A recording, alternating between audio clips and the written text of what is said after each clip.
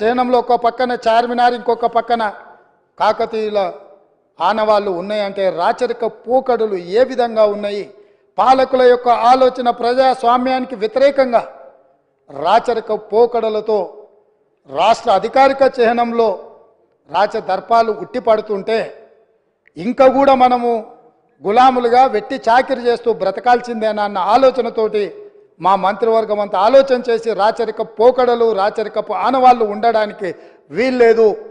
ఈ రాష్ట్రం ప్రజాస్వామిక రాష్ట్రం, ఈ రాష్ట్రంలో ప్రజలు ఎన్నుకున్న ప్రభుత్వం ఉంది, ప్రజాపాలన సాగుతుంది అని చెప్పి అధికారిక చిహ్నాన్ని మార్చాలన్న నిర్ణయం తీసుకున్నాం. చార్మినార్ హైదరాబాద్ కు ప్రపంచంకి ఎవరు ఎక్కడికి వచ్చినా ఒక పర్యాటకుడు ఎక్కడి నుంచి వచ్చినా మొదలు ఏది అడిగి శ్రీరామ్ చార్మినార్. చార్మినార్ అంటే హైదరాబాద్ గా నిషాన్. అట్లాంటి చార్మినార్ అట అధికారిక రాజముద్రలో ఉండద్దట, తీసేయాలన్నట. కాకతీయ కళాతోరణం ఉండద్దట, అది రాచరిక పోకడలకు నిదర్శనం అట.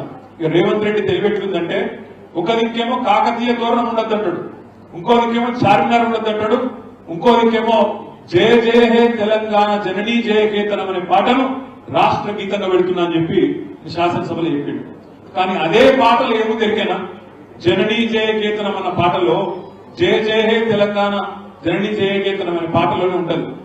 గోలుకొండ నవాబుల గొప్ప వెలుగే చార్మినారు, కాకతీయ కళాప్రభల కాంతిరేఖ రామప్ప అని అదే పాటలు ఉంటుంది. గుప్పు మేస్త్రికి తెలియదు నా పాట వాడితేనా ఉద్యమంలో పాల్గొంటేనా, అది తెలియదు ఇది తెలియదు, ఎవడో రాసిస్తే చదువుడు మాత్రం తెలుసు.